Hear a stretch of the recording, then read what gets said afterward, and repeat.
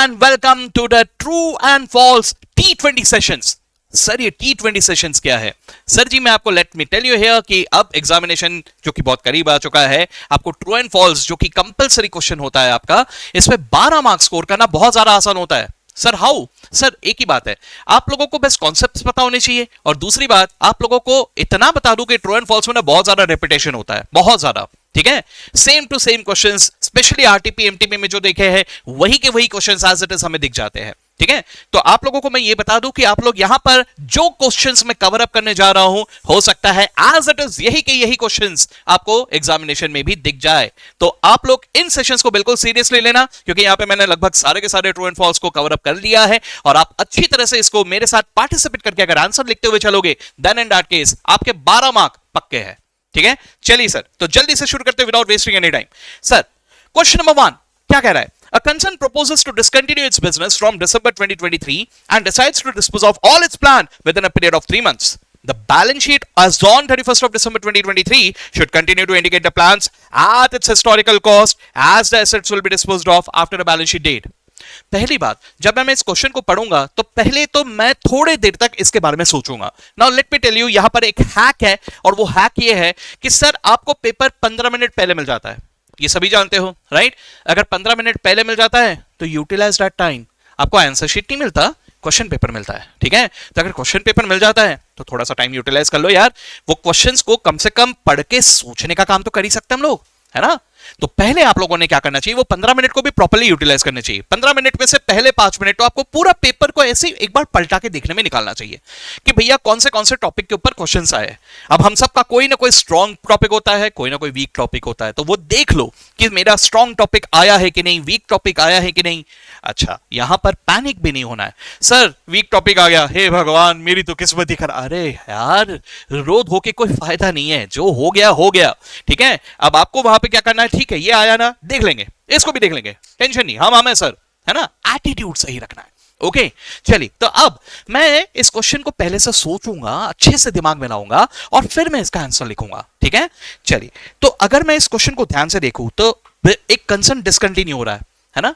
तो this question is basically on going concern concept. Going concern जिसमें हमारा assumption होता है, rather it is even a fundamental accounting assumption that every business will continue in the near future, right? There is no need nor necessary to shut down the business, right? ये going concern कहता है हमें. तो हम लोग यहां पर अगर ध्यान से देखें तो ये गोइंग कंसर्न थोड़ी ना है, बिजनेस से डिसकंटिन्यू हो रहा है. एज अ रिजल्ट ये याद रखना, बिकॉज ऑफ गोइंग कंसर्न मैं चीजों को लॉन्ग टर्म या शॉर्ट टर्म इस तरह से रखता हूं, है ना? अब यहां पे अगर मेरा बिजनेस ही गोइंग कंसर्न नहीं है तो क्या लॉन्ग टर्म क्या शॉर्ट टर्म. ठीक है, यहां पे हर चीज को करंट नेचर जैसा ट्रीट किया जाएगा, यानी यहां पे आपको हर चीज को वैल्यू करना होगा एट इट्स कॉस्ट और the NRV which ever is lower. So this question was absolutely false. तो आपको प्रॉपर एक्सप्लेनेशन लिख के आना होगा, सिर्फ ट्रू एंड फॉल्स लिखने से काम नहीं होगा, आपको प्रॉपर एक्सप्लेनेशन लिख के आना होगा. देखिए वहां पे लिखा है, if the fundamental accounting assumption of going concern, देखो यहां पे क्लियरली बोला है कि भैया गोइंग कंसर्न के बारे में है, and it was a fundamental accounting assumption. It is rather, ठीक है, ठीक है, तो ये लिखा वहां पे, the assets and liabilities should be stated at realizable value and not the historical cost. तो पूरा हमें मालूम है, ये यहां पे दिखना चाहिए, तभी जाके आपको पूरे 2 मार्क्स यहां पे अवार्ड होंगे. ठीक है, चलिए ये हुआ पहला क्वेश्चन. अब इसी तरह से दूसरे क्वेश्चन में आ रहा हूं. The sales book is kept to record both cash and credit sales. अब अगर आप लोगों ने सब्सिडियरी बुक्स को अच्छी तरह से पढ़ा हुआ है तो सर जी हमें मालूम है कि कैश ट्रांजैक्शंस के लिए मेंटेन किया जाता है कैश बुक, है ना? सो बाकी के books are only and only for the credit transaction. तो जब मैं सेल्स बुक की बात कर रहा हूं, सेल्स बुक में भी मैं रिकॉर्ड कर रहा हूं ओनली क्रेडिट सेल, और वो भी only of goods, not of assets. ठीक है, तो यही बात मुझे वहां पे क्लैरिफाई करके आना है. तो देखिए false, sales book is a register specially kept to record credit sales of goods. सिर्फ क्रेडिट सेल्स नहीं लिखा, ऑफ गुड्स भी लिखा है. ठीक है, dealt by the firm. Cash sales are entered in the cash book and not in the sales book. सब कुछ लिख दिया. सर आपके एक्सप्लेनेशन में ये सब कुछ दिखना चाहिए. ये सब कुछ में से कुछ अगर कॉम्प्रोमाइज हुआ तो वही 2 के 1.5 मार्क हो जाएंगे, या शायद 1 मार्क हो जाए, या अगर कुछ ज्यादा ही कॉम्प्रोमाइज हो गया तो आधे मार्क भी हो जाए. ठीक है, चलिए ठीक है, आगे. बैलेंस इन पेटी cash book represents an asset. अब पेटी कैश बुक हो या कैश बुक हो, कैन आई से I am basically talking about cash, है ना? सर मैं लाखों रुपए की बात करूं या इवन 10-20 रुपए की बात करूं, है तो कैश। सर लाखों रुपए का cash is also my asset, और 10-20 रुपए मेरे पास पड़े तो that is also my asset. Sir है तो एसेट ही, है ना। सो ट्रू है, लेकिन इसमें आपको प्रॉपर एक्सप्लेनेशन देना होगा कि सर पेटी कैश बुक में भी जो बैलेंस दिख रहा है that is about cash, and cash is an asset, है ना। देखिए, the balance represents the cash physically in existence and is therefore an asset. मतलब सिर्फ पेटी कैश बुक का बैलेंस इज एन एसेट ऐसा मत लिख के आना, वहां पे लिखना वो क्या है, what is that balance, and hence it is an asset. ठीक है, ओके, चलिए आगे। Finished goods are normally valued at cost और market price whichever is higher. ठीक है, अब यहां पर हमारा फोकस नॉर्मली स्पीकिंग ऐसा जाएगा कि सर व्हिचएवर इज हायर बोला है, हे व्हिचएवर इज लोअर होना चाहिए, है ना। अगर सिर्फ इतना लिख के आओगे तो शायद 2 मार्क पूरे नहीं मिलेंगे, आपको 1.5 मार्क या शायद 1 ही मार्क मिले। ठीक है, तो लेट मी टेल यू, वहां पे एक और बात पे आपको हाईलाइट करना है। क्या सर, वैल्यूड एट कॉस्ट और मार्केट प्राइस नहीं, नेट रियलाइजेबल वैल्यू। समझ लो बात को, it is not market price, it is the net realisable value. ठीक है सर, तो दोनों में फर्क क्या है, सेम ही तो है, नहीं है सर। मैं कितने में बेच सकता हूं मार्केट में, that is the market price, लेकिन सर उतने में बेचने के लिए अगर मुझे कुछ कमीशन वगैरह देना पड़ा, सेलिंग एक्सपेंसेस इंकर करने पड़े, तो वो एक्सपेंसेस माइनस करके जो बैलेंस आता है that is net realisable value. दोनों में फर्क है। और दोस्तों let me tell you one more thing, अगर आप कुछ फॉरेन कोर्सेज वगैरह में जाओगे ना, फॉरेन के स्टडीज वगैरह में जाओगे, तो वहां पर आपको यह भी दिखाई देगा कि कुछ कुछ देशों में मार्केट प्राइस का कंप्लीटली मीनिंग टोटली अलग होता है, उसका सेपरेट कैलकुलेशन भी होता है। ठीक है, so let me tell you it is completely different, because first of all whichever is lower, दूसरी बात मार्केट प्राइस नहीं सर, नेट रियलाइजेबल वैल्यू। ये दोनों बातों को हाईलाइट करना होगा। So it is false, finished goods are normally valued at cost और net realisable value whichever is lower. ठीक है, यस, आगे। Insurance claim received on account of plant and machinery completely damage by fire is a capital received. Sir सबसे पहली बात, ऐसे situation में हमें क्या करना है, सच अगर मुझे इंश्योरेंस क्लेम मिला ना, तो claim can be capital, can be revenue, it all depends on कि कौन से एसेट के बदले में मिला है, किस चीज के बदले में मिला है। अब यही इंश्योरेंस क्लेम अगर गुड्स जल जाते और उसके बदले में मिलता तो मैं उसे रेवेन्यू नेचर का मानता, लेकिन यहां पर क्या दिया है, plant and machinery fixed asset के बदले में आया, तो फिक्स्ड एसेट के बदले में इंश्योरेंस क्लेम आया या सेल के पैसे आए, हम हर चीज को हमेशा कैपिटल रिसीव मानते हैं। तो कैपिटल की रेवेन्यू डिपेंड करता है नॉट ऑन द क्लेम की sale, on the asset. Sir क्या गया उसके ऊपर सब डिपेंड करेगा। ठीक है, तो यहां पर it is true, insurance claim received on account of plant and machinery completely damaged by fire is a capital received and it is not obtained in the normal course of business activities. आपको support में लिखना है। अब जरूरी नहीं कि यही लिख के आओ, आप ये भी लिख सकते हो, as the claim was received against plant and machinery which is a fixed asset, hence the receipt against that will be treated as a capital receipt. आप ऐसा भी लिख सकते हो, बिल्कुल चलेगा। शब्दों को थोड़ा बहुत चेंज करोगे बिल्कुल चलेगा, बस आपको मीनिंग वहां पर रिफ्लेक्ट करके आना है, दिखाना है क्या लिखना चाहते हो आप। ठीक है, ओके। अब इसी तरह से next, in the balance sheet of angel limited preliminary expenses amounting to 15 lakhs and securities premium account of 105 lakhs are appearing. The accountant can use the balance in securities premium account to write off preliminary expenses. अब जरा सोच के देखिए, preliminary securities premium account की अगर मैं बात करूं तो इसके usage are restricted. I hope आप लोगों ने इसके बारे में थियरी में पढ़ा हुआ है, राइट? तो अगर हम उन थियरी को पढ़े तो वहां पर क्या प्रिलिमिनरी एक्सपेंसेस के बारे में कवर्ड है? अगर हां तो यस, तो आपको यहां पर सबसे बेहतर यह होगा कि सेक्शन नंबर सहित लिख के आओ, ठीक है? खैर, लेकिन सेक्शन नंबर अगर आपको कंफर्म नहीं है, सर कुछ तो भी 50s में था, 55 नहीं, 54 नहीं, 53, 52, 51 ऐसे ही कुछ तो भी था सर। अगर ऐसा है तो don't write a section number, आप अपने हिसाब से आंसर लिख के आ जाओ, सेक्शन नंबर मत लिखो फिर, ठीक है? हाँ, लेकिन अगर you are sure about the section number then only you should write the section number. So sir इसका आंसर क्या है? This is absolutely true. देखिए यहां पे इन्होंने सेक्शन नंबर भी कोट किया है और साथ ही साथ लिखा है सिक्योरिटीज प्रीमियम इस सेक्शन के मुताबिक can be used for payment of preliminary expenses, for writing off preliminary expenses and hence we can adjust it, ठीक है? तो यही चीज आपको प्रॉपर मतलब सपोर्ट में लिख के आना होगा, ओके? अब इसी तरह से अगला अगर देखो, accrual concept implies accounting on cash basis. Sir जी एक बार सोच के देखो, there are two different basis, cash basis and accrual. Accrual supports mercantile, है ना? अक्रूवल यानी मर्केंटाइल। अक्रूवल में क्या होता है? कैश ट्रांजैक्शन, क्रेडिट ट्रांजैक्शंस दोनों की अकाउंटिंग होती है, लेकिन कैश बेसिस में सिर्फ कैश ट्रांजैक्शंस की। तो सर ये तो बिल्कुल ऑपोजिट बोल दिया, इट इज एब्सोल्युटली फॉल्स। और साथ ही साथ आपको ये भी बताना है कि सर अक्रूवल में we definitely give regard to the cash as well as the credit transaction. Cash basis gives regards to only the cash transactions, ठीक है, तो ये आपको वहां पे लिख के आना है। यहां पर इनका जो सोल्यूशन है, जो एक्सप्लेनेशन दिया है, इससे मैं पूरी तरह से एग्री नहीं करता हूं, मुझे सफिशिएंट नहीं लगा। ऐसा हम भी कर सकते हैं यार, कभी कभार हम लोग भी जज कर सकते हैं, लेकिन ठीक है, आप अपने हिसाब से वहां पे पूरा लिख के आना। ठीक है, ओके। अगला, provision for bad debts is debited to sundry debtors account. Sir, provision for bad debts है ना, it is a separate account. Let me tell you, the journal entry for provision for bad debts is PNL account debit to provision for doubtful debts. पहली बात तो it is not bad debts, it is doubtful debts. ठीक है, तो PNL account debit to provision for doubtful dates, right. तो sir, ये sundry debtors को debit नहीं होता, बिल्कुल नहीं होता, ये पीएनएल अकाउंट को डेबिट होता है। एंड इनफैक्ट सन्ड्री डेटर्स में इसका इफेक्ट ही नहीं आता।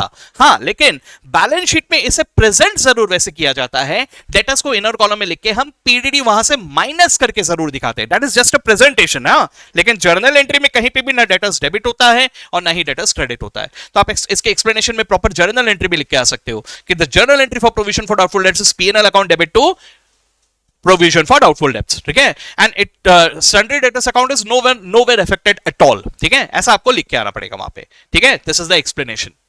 Okay, okay sir.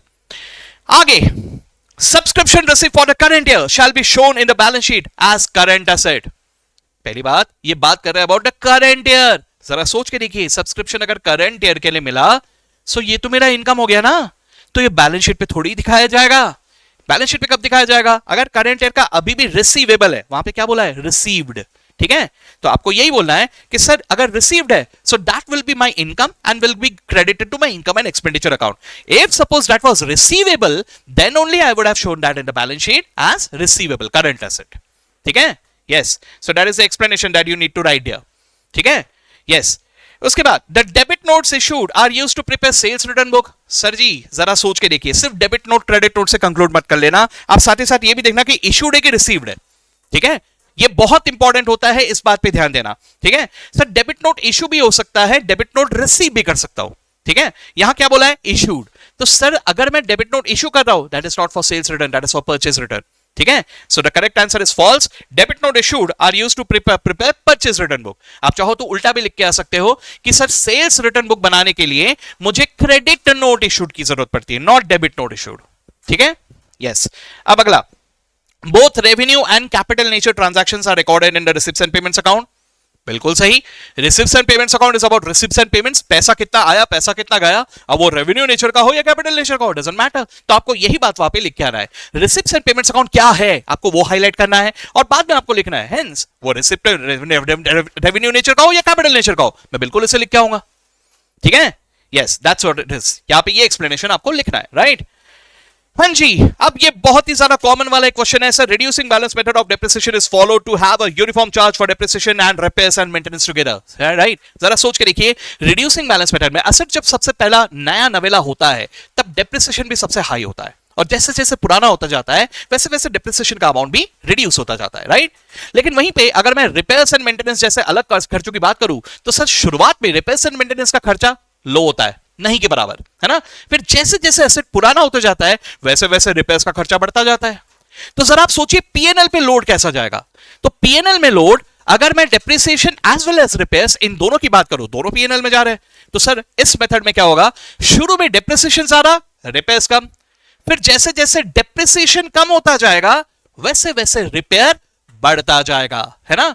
तो इसका पीएनएल में एक यूनिफॉर्म इंपैक्ट पड़ता है। सो इट इज एब्सोल्युटली ट्रू। ठीक है, तो यहां पे यही एक्सप्लेनेशन आपको लिखना पड़ेगा। देखिए अभी मैंने जो आपको बताया काफी ज्यादा बताया, राइट। तो उसी को अंग्रेजी में आपको रिफ्लेक्ट करते हुए सपोर्ट में लिख के आना पड़ेगा। उस सेंटेंस को एज इट इज लिख के आए, काम नहीं चलेगा। आपको उसे रिपेयर्स एंड मेंटेनेंस, डेप्रिसिएशन, इन दोनों का पीएनएल पे क्या इंपैक्ट पड़ता है, ये प्रॉपर पूरा लिख के आना पड़ेगा। ठीक है, ओके। अब इसी तरह से अगला, the sale value of by product is credited to trading account. Absolutely false sir, this is relating to manufacturing concern. तो sale value of by product is credited to manufacturing account and not to trading account. And उसे भी credit क्यों किया जाता है? To reduce the manufacturing cost. ठीक है, तो ये बात आपको लिख के आना पड़ेगा। पहली बात तो मैं उम्मीद करता हूं कि आज आप अगर मेरा ये वीडियो देख रहे हो तो आपने final accounts of manufacturing concern को छोड़ा नहीं है। अगर छोड़ दिया है देन इन दैट केस मैंने इसके ऊपर यूट्यूब में कुछ वीडियोस डाल के रखे हुए, उसको प्लीज देख लेना, उससे कवर अप हो जाएगा आपका। ठीक है, और let me also tell you कि पहले तो वो वीडियो देखना, उसके बाद ही इस एक्सप्लेनेशन को देखना, अदरवाइज बाउंसर जाएगा। ठीक है, चलिए, तो ये एक्सप्लेनेशन है उसका। इसे मैन्युफैक्चरिंग अकाउंट में क्रेडिट किया जाता है and it results into reduction in the cost of the manufacturing cost. ठीक है, अगला, net income in case of persons practising vocation is determined by preparing profit and loss account. पहली बात तो what do you mean by vocation? अब ऐसे questions भी कभी कभार आ जाते हैं हमारे सामने। पहली बात, what do you mean by vocation? Sir जैसे हम लोग कहते हैं ना प्रोफेशन, प्रोफेशन मतलब it is something different. Profession की बात करना अगर मैं बात करूं तो what do you mean by profession?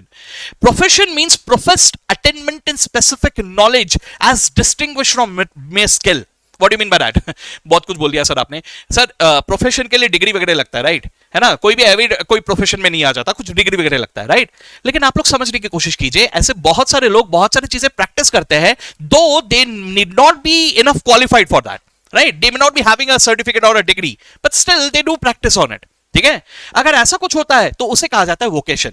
ठीक है, but anyways it is profession का छोटा भाई वोकेशन, ऐसा मान लो आप। ठीक है, तो इसमें क्या किया जाता है, please understand, wherever there is some goods involved, goods का ट्रेड हो रहा है, मे बी हम मैन्युफैक्चर करके बेच रहे हैं या हम डायरेक्टली खरीद के बेच रहे हैं, यहां बनाया जाता है trading PNL and balance sheet.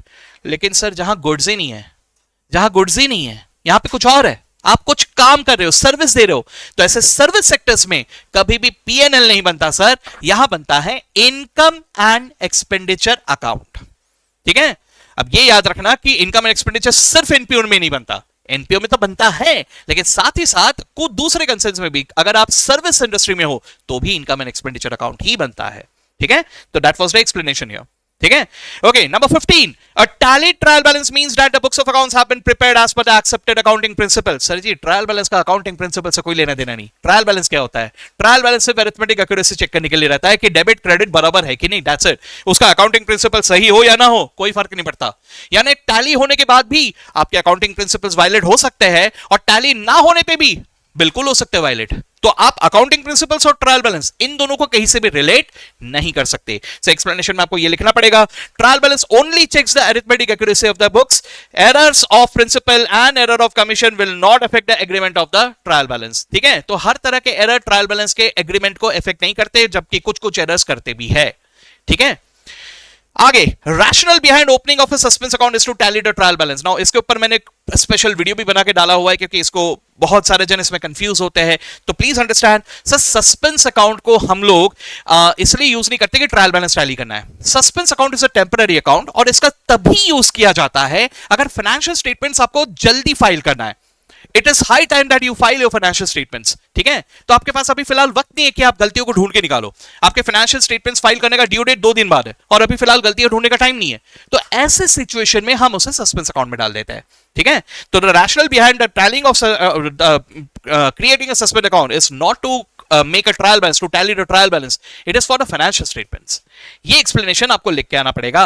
ठीक है, बहुत सारे जन शायद यहाँ पे ट्रू लिख के आ जाए, प्लीज ध्यान देना इस बात पे। The rationale behind opening of suspense account is to avoid delay in the preparation of the financial statements। ठीक है, okay. Number 17, a partnership firm can acquire fixed assets in the name of the firm। बिल्कुल नहीं sir, absolutely false, क्योंकि firm is not a legal entity, right? तो ये partners के नाम पे लिया जाता है। Now if you observe, this is purely a question of law. ठीक है, आस्क्ड इन अकाउंट्स। ठीक है, अच्छी बात है, एक तीर से दो शिकार। आगे, debenture holders enjoy voting rights of the company. Absolutely false sir, voting rights कौन एंजॉय करता है? Only and only equity share holders. Debenture holders are merely creditors of the company, so they don't enjoy the rights of voting, right? तो यही explanation आपको यहां पे लिखना है, देख लीजिए यहां पे, व्हाट इज द एक्सप्लेनेशन। ठीक है, yes. Now, number 19, debenture interest is payable after the payment of preference dividend but before the payment of equity dividend। अरे सर, ऐसा नहीं होता। Debenture interest after preference dividend नहीं होता। डिबेंचर इंटरेस्ट सबसे पहले दिया जाता है, उसके बाद प्रेफरेंस डिविडेंड और लास्ट में इक्विटी का डिविडेंड। ठीक है, तो यही आपको ऑर्डर वहां पे लिख के आना पड़ेगा कि सर प्रेफरेंस डिविडेंड देने के पहले डिबेंचर होल्डर्स को इंटरेस्ट दिया जाता है, right? Last but not least, discount at the time of retirement of a bill is a gain for the drawee। Sir, what do you mean by retirement? Early payment। तो drawee अगर जल्दी पैसा दे रहा है तो कुछ तो डिस्काउंट मांगेगा ना, that is what is called as rebate, right? तो discount at the time of retirement of the bill is definitely a gain for the drawee because it is early payment। That is what you need to write there। ठीक है, अब साथ ही साथ यहाँ पे extra ये भी लिख के आ जाओ कि it is also loss for the drawer, तो और भी बड़ी बात है। ठीक है, समझे बात को? So that was T20 session पहला जिसमें हम लोगों ने 20 ट्रू एंड फॉल्स क्वेश्चंस देखे हैं। अगर मुझे यहां पर आप लोग बहुत अच्छे से रिस्पॉन्ड करते हो तो दोस्तों मैं यही T20 सेशंस और भी आपके लिए ले आऊंगा। I will be waiting for your precious comments. ठीक है, मैं देखता हूं कि सब लोगों ने अभी किस तरह से कमेंट्स दिए हैं और अकॉर्डिंगली जल्दी से जल्दी और भी ऐसे T20 लाता रहूंगा। ठीक है, ये T20 को बस सीरियसली देखना, अच्छी तरह से पढ़ते हुए चलना, and if you need I can also share the copy of this with you. ठीक है, बस अच्छे से पढ़ते हुए चलना। ठीक है, and score very well in the coming examination. Alright दोस्तों, चलिए इसे यहां पे एंड कर रहा हूं, मिलते हैं अगले सेशन में। Good bye and all the best to all of you.